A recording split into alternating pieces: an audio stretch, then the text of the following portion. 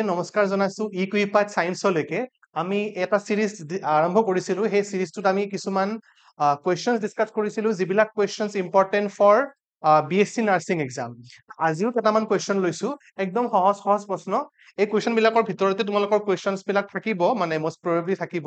Because এইবিলাক standard কোৱেশ্চনছে হয় গতিকে এটা এটাকে আমি ডিসকাস কৰিম আৰু খুব মানে সৰু সৰু কনসেপ্টছ ইয়াত জড়িত হৈ আছে এনেকুৱা টান বস্তু একো নাই ইয়াতে গতিকে আই হোপ তোমালোকে ভিডিওটো ভাল পাবা তো আৰম্ভ কৰিছো ফাৰ্স্ট কোৱেশ্চনটোৰ পৰা which of the following is a ligand এতিয়া ligand বুলি ক'লে কি হ'ব ligand শব্দটো আহিছে তোমাৰ কেতিয়া coordination compound suppose আমি এনেকে লিখিলো coordination compound এটা বনালো কোবাল্টৰ এটো coordination compound ঠিক আছে এই কম্পাউণ্ডটো আমি এনেকে লিখিলো তো ইয়াতে আহিব তোমাৰ coordination entity আৰু metal আৰু ligand এই শব্দটো আহিব আমি জানো metal ligand কি হয় গতিকে ligandৰ কথা সুধিছে এটো হৈছে ligand এটো হৈছে metal এতিয়া আমাক অপশনস দিয়া আছে কিছুমান NH4 plus NO3 minus NH3 আৰু Na আমি আয়ন গিটা এতিয়া ধৰি লোৱা NO3 minus টো লিগান হিচাপে কাম কৰে কিন্তু আমি আয়ন হিচাপে থকা কাৰণে এতিয়া কি কৰিম ইয়াতে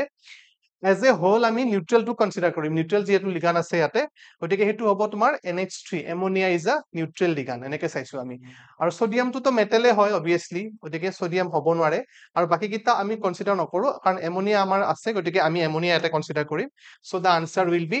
NH3 ঠিক আছে এটো হৈছে NH3 নাইট্রাইট লিগানো থাকে বা অ্যামোনিয়া হলে NH3 plus হলে এটো অ্যামোনিয়াম আয়ন হৈ যায় গতিকে লিগান হিচাপে নাথাকে হি আৰু গতিকে এখানে আমি কনসিডাৰ কৰিছো option C that is ammonia which of the following is a nucleophile মানে আগতেও কৈছো ভিডিও বিলাকত nucleophile মানে কি হয় nucleophile মানে ইলেক্ট্ৰন ৰিচ যত ইলেক্ট্ৰন বেছি থাকে ঠিক আছে ইলেক্ট্ৰন ৰিচ নিউক্লিওফাইল তো ইলেক্ট্ৰন ৰিচ ক'ত থাকিব যত নেগেটিভ চাৰ্জ থাকে নৰমালি তেনেকুৱা বিলাক তোমাৰ কম্পাউণ্ডত কি হয় ইলেক্ট্ৰন ৰিচ হয় বাট আদাৰৱাইজ কেতিয়াবা নিউট্ৰেলো হ'ব পাৰে যেতিয়া চাই লবা তোমালোকে নিউক্লিওফাইল বিলাক গতিকে নিউট্ৰেলো হ'ব পাৰে গতিকে তেনেকুৱা ক্ষেত্ৰত তুমি অলপ কনসিডাৰ মানে কৰিব লাগিব তোমাৰ কিন্তু ইয়াতে চোৱা এতিয়া H+ টো হ'ব নোৱাৰে বিকজ ইয়াতে পজিটিভ চাইন আছে H+ নহয় দেন BF3 আৰু AlCl3 এই দুটা হৈছে তোমাৰ ইলেক্ট্ৰোফাইল এইকেইটা তোমাৰ নিউট্ৰেল ইলেক্ট্ৰোফাইল ক্লাসিফিকেশন আছে তোমাৰ HS ফাৰ্স্ট ইয়াৰত তোমাৰ আছে নিউট্ৰেল ইলেক্ট্ৰোফাইল তাৰপিছত তোমাৰ নিউক্লিওফাইলৰ বেলেগ ক্লাসিফিকেশন আছে এক্সাম্পলস বিলাক আছে যদি তোমালোকে এবাৰ চালে সেইখিনি গম পাবা তো ইয়াতে হ'ব তোমাৰ অপশনটো হৈছে Cl- Cl- is a nucleophile chloride ion is a nucleophile ঠিক আছে গতিকে নিউক্লিওফাইলৰ এক্সাম্পল হ'ব option B moving to the next question which element does not show variable oxidation state এতিয়া এটো হৈছে coordination compounds ৰ প্ৰশ্ন sorry d block elements ৰ প্ৰশ্ন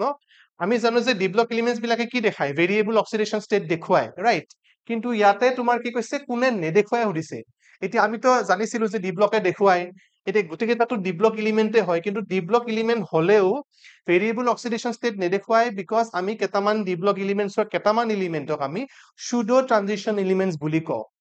যেটো তোমাৰ জিংক কেডমিয়াম মাৰ্কাৰী এইগিটাক আমি pseudo transition elements বুলি কওঁ কাৰণ ইহতে transition elements ৰ নিচিনা ক্যাৰেক্টাৰ খুব কমকে দেখায় কাৰণ they are fully filled ইহতে fully filled orbital থাকে তোমাৰ d 10টা ইলেক্ট্ৰন থাকে এইবোৰৰ ক্ষেত্ৰত এই গুটিকেটা কম্পাউণ্ডৰ ক্ষেত্ৰত কি হ'ব এলিমেন্টৰ ক্ষেত্ৰত not compound d 10টা ইলেক্ট্ৰন থাকে আৰু হিহত বহুত বেছি ষ্টেবল হয় হিহত বহুত বেছি ষ্টেবল আৰু হিহতৰ কি হয় d অৰবিটেলত 10টা ইলেক্ট্ৰন থাকে গতিকে হেকাৰণে কি কোৱা হয় ইয়াক হেকাৰণে কোৱা হয় pseudo transition elements গতিকে যেহেতু অলৰেডি ষ্টেবল গতিকে হেকাৰণে হিহতে বেলেগ অক্সিডেশন ষ্টেট দেখুৱাবলৈ আগ্ৰহী নহয় so that is why year answer হ'ব জিংক কাৰণ আইৰণে দেখুৱায় আইৰণে কি দেখুৱায় আইৰণে দেখুৱায় তোমাৰ Fe2+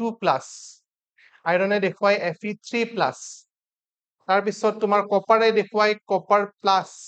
কপাৰে দেখুৱায় কপাৰ 2+ ক্ৰমিয়ামে দেখুৱায় ক্ৰমিয়াম 3+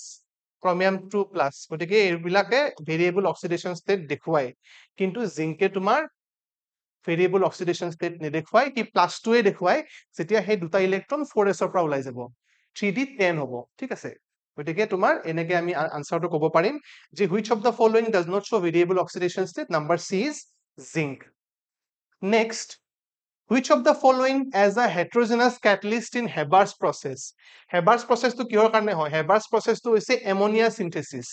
আমি জানো যে ammonia synthesis is important process গতিকে ammonia synthesis ৰ ক্ষেত্ৰত আমাৰ Haber's process টো ব্যৱহাৰ কৰা হয় ammonia synthesis কি হয় আমি আগতেও ডিসকাস কৰিছো নাইট্ৰজেন আৰু hydrogen two molecules of NH3 এনেকে তোমাৰ কি হ'ব two molecules of ammonia আমি এনেকে পাওঁ এটো হৈছে ammonia synthesisৰ যেটো নৰমাল তোমাৰ এক্সাম তোমাৰ ৰিঅ্যাকশনটো এতিয়া ammonia synthesisত কি হয় তোমাৰ molybdenum ইউজ কৰা হয় আৰু সৰি আয়ৰন আৰু molybdenum আয়ৰন ইউজ কৰা হয় mainly iron Fe catalyst use কৰা হয় আৰু তোমাৰ ইয়াতে তোমাৰ molybdenum co-catalyst হিচাপে ব্যৱহাৰ কৰা হয় তাৰপিছত স্মল এমাউন্ট অফ এলুমিনা ইউজ হয় K2O এনেকুৱা ধৰণৰ বস্তুবিলাক ইউজ হয় গতিকে এটো হৈছে তোমাৰ হেবাৰ্ছ প্ৰসেছত এমোনিয়া সিনথেসিস আৰু আমাৰ অপচনটো হ'ব ইয়াতে আয়ৰন আমি ইয়াতে আয়ৰন ক্যাটালিস্ট ইউজ কৰো গতিকে আমাক কি কৈছে আৰু হেটেৰোজেনাস ক্যাটালিস্ট বুলি কিয় কৈছে কাৰণ ক্যাটালিস্টৰ ফেজ ক্যাটালিস্টৰ ষ্টেট ৰিঅ্যাকশন কন্ডিশন সববিলাক একেটা ফেজত নাই যদি একেটা ফেজত থাকে হোমোজেনাস ক্যাটালিসিস বুলি কম আমি ঠিক আছে গতিকে হেবাৰ্ছ প্ৰসেছ অফ এমোনিয়া সিনথেসিসত কি হয় আমাৰ আয়ৰন ইউজ কৰা হয় এজ আ ক্যাটালিস্ট তাৰ পিছৰ কোৱেশ্চনটো চাইছো in which process the Fentoff factor I is less than 1 Fentoff factor I আমাৰ কোড আহিব এটো সলিউশন চ্যাপ্টাৰৰ এটা কনসেপ্ট হয় সলিউশন চ্যাপ্টাৰৰ কনসেপ্ট হয় abnormal molar মাছৰ লগত জড়িত abnormal molar মাছৰ লগত জড়িত নৰমাল মোলাৰ মাছতকে কেতিয়াবা কিছুমান ক্ষেত্ৰত ডেভিয়েট কৰে মোলাৰ মাছটো ঠিক আছে abnormal molar মাছৰ ক্ষেত্ৰত আমি কি কৰো Fentoff factor I টো ব্যৱহাৰ কৰো I টো ব্যৱহাৰ কৰিলে কি হ'ব তোমাৰ গুটেকিটা যিকিটা কোৱেশ্চন থাকে তোমাৰ সবতে I আহি যাব তাৰ মানে I ফেক্টৰ এটা আহি যায় সাপোজ এটো এলিভেশন অফ বয়লিং পইণ্টৰ আমি এক্সাম্পল লৈছো I into KBM এনেকুৱা ধৰণৰ হৈ যাব সবতে I আহিব মানে যেটো তোমাৰ যেটো কামি তাৰ মানে যেটো তোমাৰ ডেভিয়েশন হৈছে বা যেটো ডিফাৰেন্স ওলাইছে তাক আমি যদি ডিটাৰমাইন কৰিব বিচাৰো হে I ফেক্টৰটো লাগা হয় আমাক আমি কেতিয়াবা ডিসকাস কৰিম বাৰু Fentoff ফেক্টৰৰ ক্ষেত্ৰত তোমাৰ এসোসিয়েশন ডিসোসিয়েশন এৰুটা বস্তু থাকে গতিকে যদি লেস দেন 1 হয় তেতিয়া প্ৰসেসটো এসোসিয়েশন হয় তোমালোকে মনত ৰাখিবা The process is association. In which process the Fentoff factor I is less than 1 when the process is association. ঠিক আছে? Okay. তাৰ পিছৰ প্ৰশ্নটো চাইছো What is the coordination number of particle in body centered cubic structure? BCC ক্ষেত্ৰত খুদিছে তোমাৰ body centered তোমাৰ কিমান contribution থাকিব বা coordination number of particles. তো body centered cubic cellৰ ক্ষেত্ৰত তোমাৰ কি হ'ব এটো আমি বিভিন্ন ধৰণৰ তোমাৰ হেৰি কাৰণে চাব লাগিব তোমাৰ এফসিসি কাৰণে বেলেগ হ'ব এটো বিসিসি কাৰণে বেলেগ হ'ব আৰু তোমাৰ যিবিলাক সিম্পল কিউবিকৰ ক্ষেত্ৰত তোমাৰ বেলেগ বেলেগ হ'ব এটো গতিকে এইখিনি বস্তু চাব লাগিব আমি তো এইটো কোৱেশ্চনৰ ক্ষেত্ৰত কি চাম আমি যে the coordination number of a particle in body centered cubic cellৰ ক্ষেত্ৰত হ'ব তোমাৰ এটো 8 হ'ব body centered cubic ক্ষেত্ৰত এটো তোমাৰ আনসাৰটো হ'ব 8 এটো কেনেকৈ উলিয়াব লাগিব তোমাৰ বডি সেন্টাৰড হলে তোমাৰ সেন্টাৰটো এক্সিস্ট কৰিব আৰু বডিটো এক্সিস্ট কৰিব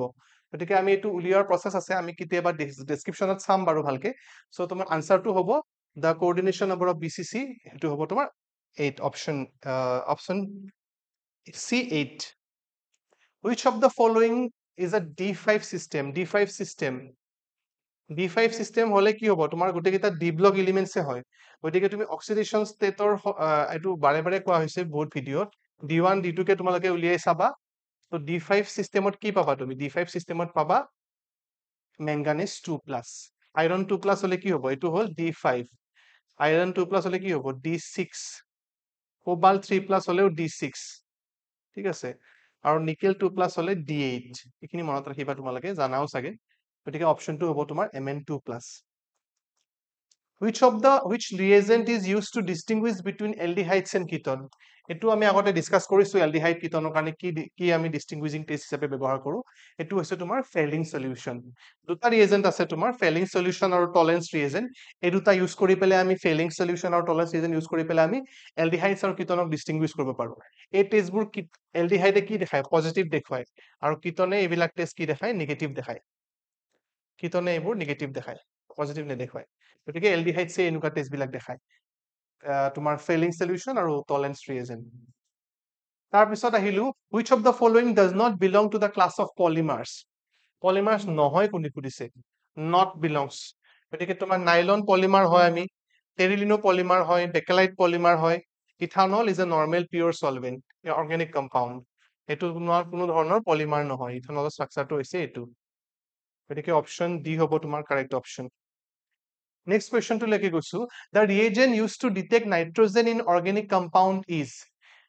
কোনটো ৰিয়েজেন্ট ইউজ কৰা হ'ব নাইট্ৰজেন ডিটেকশ্যনৰ কাৰণে এতিয়া বেলেগ বেলেগ ৰিয়েজেন্টৰ নাম দিয়া আছে আমাক ফেলিং সলিউশন নেছলাৰ্ছ ৰিয়েজেন্ট লেচাইন টেষ্ট আৰু বেনেডিক্ট টেষ্ট সলিউশন দিয়া আছে গতিকে তোমাৰ লেচাইন টেষ্টৰ ক্ষেত্ৰত আমি কি পাম তোমাৰ সোডিয়ামৰ নাইট্ৰজেনৰ কাৰণে আমি পাম নাইট্ৰজেন ডিটেকশ্যনৰ কাৰণে আমি কি পাম লেচাইন টেষ্ট হেলোজেনৰ কাৰণে লেচাইন টেষ্ট কৰিব পাৰিম আমি লেচাইন টেষ্টটো তোমাৰ কিহৰ কাৰণে কৰা হয় নাইট্ৰজেনৰ প্ৰেজেন্সত কৰা হয় সালফাৰৰ প্ৰেজেন্সটো ডিটেক্ট কৰা হয় আৰু লগতে হেলোজেন নাইট্ৰজেন সালফাৰ আৰু হেলোজেনৰ ক্ষেত্ৰত আমি কি কৰো আমি লেচাইন টেষ্ট কৰো গতিকে এইটো হৈছে তোমাৰ option C is the right option তো এই 10টা কুৱেশ্যন লৈছিলো এই ভিডিঅ'টোত তোমালোকে কুৱেশ্যনখিনি চাবা এবাৰ আৰু ভেন্ট অফ ফেক্টৰৰ বস্তুটো কেতিয়াবা ডিছকাছ কৰিম আমি এনেকে কৰা হয় আৰু তোমাৰ এই কুৱেশ্যনটো মই বেছি ভালকে ডিছকাছ কৰা নাই বিকজ মষ্ট প্ৰবেবলি তোমালোকৰ এইচএছ ক্লাছ 12ত এই চেপ্টাৰটো এতিয়া উঠাই দিছে বাৰু সলিড ষ্টেট তথাপিও যদি ভালকে ডিছকাছ কৰিবলগীয়া আছে মই পিছত কৰাই দিম বাৰু এইটো বস্তু আৰু তোমাৰ এটা বস্তু থাকিলে এইটো ভেন্ট অফ ফেক্টৰৰ বস্তুটো কেতিয়াবা আমি ডিছকাছ কৰিম it is an important factor it is a important concept আৰু এই কুৱেশ্যনটোত অকণমান ডেছক্ৰিপশ্যন আছে সেইকাৰণে মই এতিয়া কোৱা নাই because this is not in the syllabus now আজিকালি তোমালোকৰ হয়তো চিলেবাছত নাই চাগে but I am not sure entrance বিলাকত আহে নে নাহে এবাৰ চাব লাগিব সেই বস্তুটো কিন্তু তোমালোকৰ যিটো তোমাৰ ক্লাছ 12ৰ যিখন টেক্সট বুক তাৰ পৰা এই চেপ্টাৰটো উঠাই দিয়া হৈছে গতিকে এইটো আমি সেইকাৰণে ডিৰাইভেশ্যনটো কৰা নাই ইয়াতে এই 10টা কুৱেশ্যনে লৈছিলো তোমালোকে 10টা কুৱেশ্যন চাবা ভালকে অলপমান এনেকুৱা ধৰণৰ কুৱেশ্যন বিলাক সুধি থাকে পৰীক্ষাত